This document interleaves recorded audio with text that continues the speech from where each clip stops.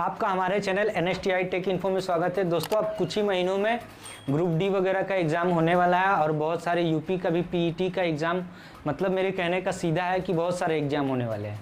तो हम कुछ ऐसे प्रश्न करने जा रहे हैं जो कि सारे एग्ज़ाम्स में हूबहू आ सकते हैं या फिर थोड़ा डाटा चेंज करके आ सकते हैं। मैंने दो एग्जाम्पल लिया हुआ है, तो दो एग्जाम्पल से क्या है कि उस टाइप का सारा क्वेश्चन बन जाएगा आपका। देखिए, क्वेश्चन आपको एक ही समझना होगा। इस तरीके से एक समझे रहेंगे, दो समझे रहेंगे, तो उस टाइप के जितने भी क्वेश्चन आएंगे तो आप कर सकते हैं।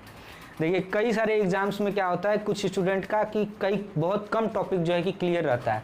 वो सोचते हैं कि कम टॉपिक क्लियर है, बहुत अच्छा कमांड है, हम जाएं एग्जाम में, लेकिन चले तो जाएंगे, आप कर तो लेंगे, लेकिन 30 क्वेश्चन 30 टॉपिक से आएगा, यानी आपको सारे टॉपिक कवर करना बहुत ज़रूरी है। ये बात मैं बताना चाहता था। चलिए प्रश्न करते हैं। देखिए, हमारा पहला प्रश्न है कि ये जो टॉपिक है इसमें कुछ लॉगरिथम और अंडर रूट वगैरह का कॉन्सेप्ट आएगा। तो देखिए, लॉगरिथम वगैरह का कॉन्सेप्ट थोड़ा जानना चाहिए। जैसे देखिए, हमारा पहला प्रश्न ही है कि यहाँ दिया हुआ है कि इसको सिंप्लीफाई करके लिखें, ठीक है। b³ (c⁴) यहाँ पे मल्टीप्लिकेशन है। ये भी डॉट का मतलब भी मल्टीप्लिकेशन है और इस तरह भी मल्टीप्लिकेशन है। मेरे कहने का मतलब ये अलग टर्म है और ये अलग टर्म है। बात समझ गए?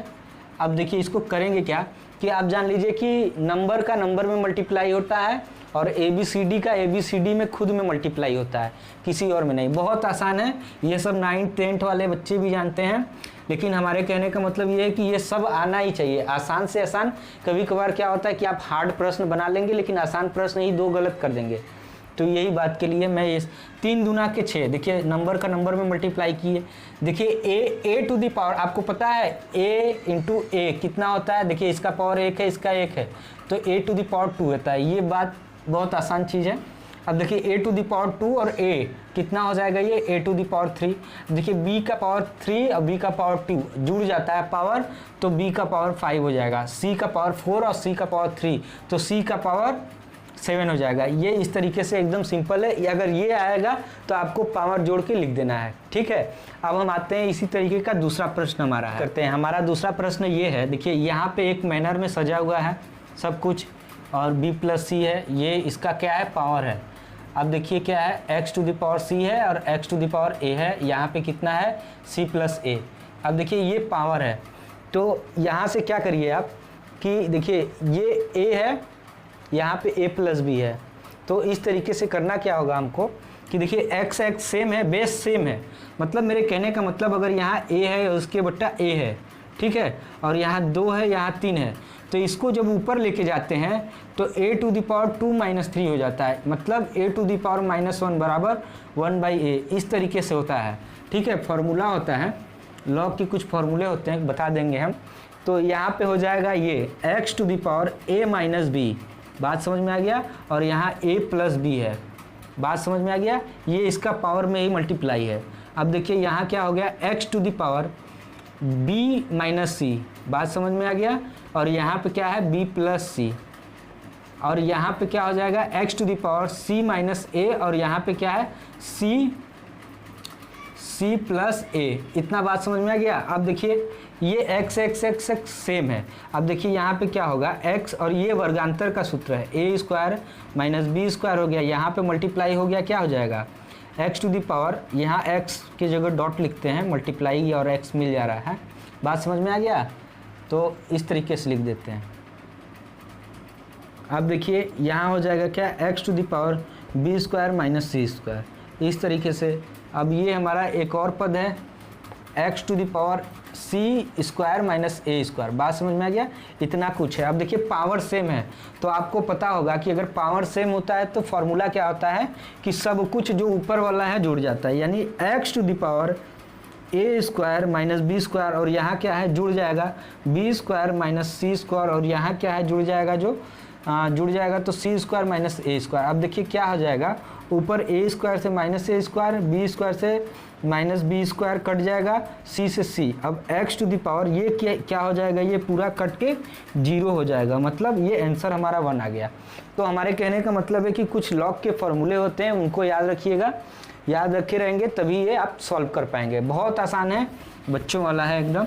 अब हम आते हैं अपने दूसरे टाइप पे। तो वो भी आसानी है, लेकिन थोड़ा सा आपको उसमें दिमाग लगा के सॉल्व करना होगा। ठीक है, तो हम करते हैं उसको। पहले प्रश्न लिखते हैं।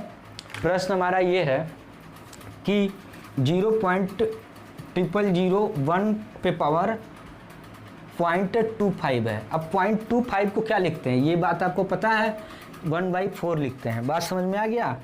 तो इसके जगह क्या लिख सकते हैं, 1/4 जीरो हो जाएगा, 1 2 3 4।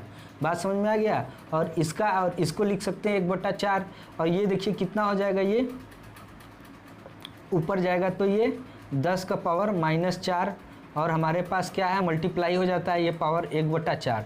ये और ये जो है कि क्या होगा, ये ऊपर जाएगा 10 का घात 4, तो ये ऊपर जाएगा। तो इस तरीके से जब ये ऊपर जाएगा तो माइनस में हो जाएगा।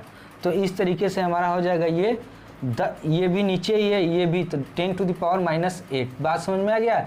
इस तरीके से आपका सॉल्व हो जाएगा। बात समझ गए?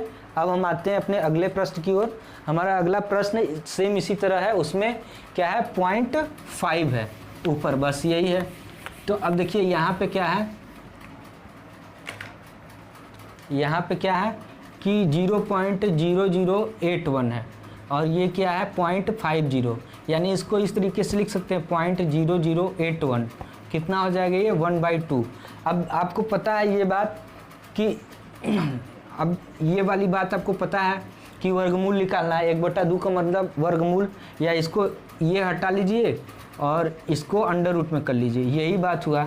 अब देखिए इसको हम सॉल्व करना बताए थे कि 4 अंक पे अगर दशमलव के बाद 4 अंक तक है तो उसका पहले तो आप वर्गमूल निकाल लीजिए। कितना हो जाएगा, 81 का 9, लेकिन 4 अंक पे है तो वर्गमूल निकाल रहे हैं तो 2 अंक पे दशमलव हो जाएगा, यानी 0.9, ये आंसर हो जाएगा। अब देखिए हमको उसका आंसर निकालना है। बात समझ गए? उसका भी हम कैसे निकालते हैं, देखिए 0 पॉइंट इसी मेथड से, ये तो आपको पुराना मेथड बताएं तो वो थोड़ा 1/4 हो जाएगा ये। अब देखिए यहाँ इसका वर्गमूल कितना होगा, 1। और देखिए ये 4 अंक पे दशमलव, 4 अंक पे दशमलव मतलब इसका चौथा वाला मूल निकालेंगे तो 1 अंक पे दशमलव हो जाएगा। इस तरीके से ये आंसर हो जाएगा। बात समझ में आ गया? इस तरीके से आप सॉल्व कर सकते हैं।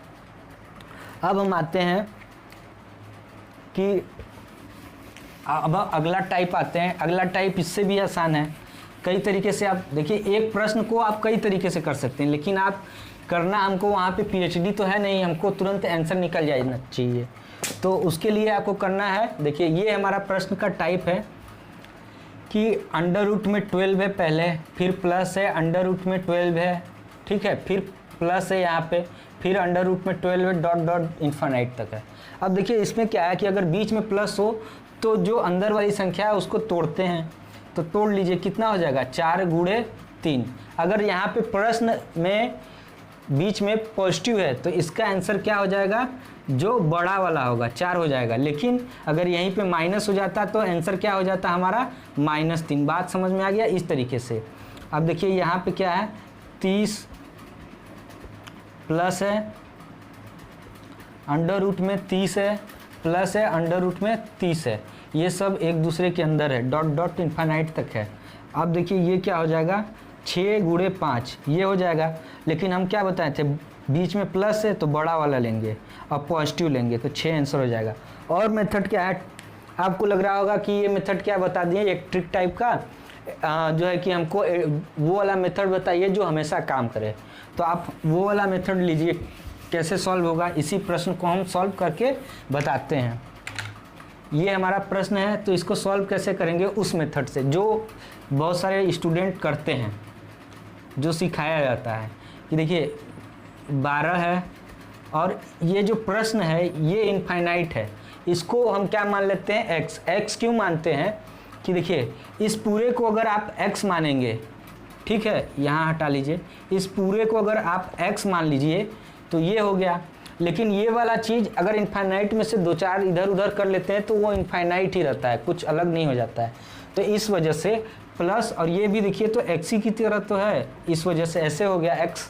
अब देखिए कैसे सॉल्व होगा, ये इसका स्क्वायर कर लीजिए, x², यहाँ हो जाएगा 12 + x। अब देखिए इसको इधर ले आइए, x² - x - 12 = 0। अब 4 × 3 = 12 पता ही है, तो आप सॉल्व कर लीजिए, x² माइनस में 4 माइनस 3x माइनस 12, इस तरीके से हम आपको बताए हुए थे। पूरा वीडियो देखिएगा तब समझ में आएगा।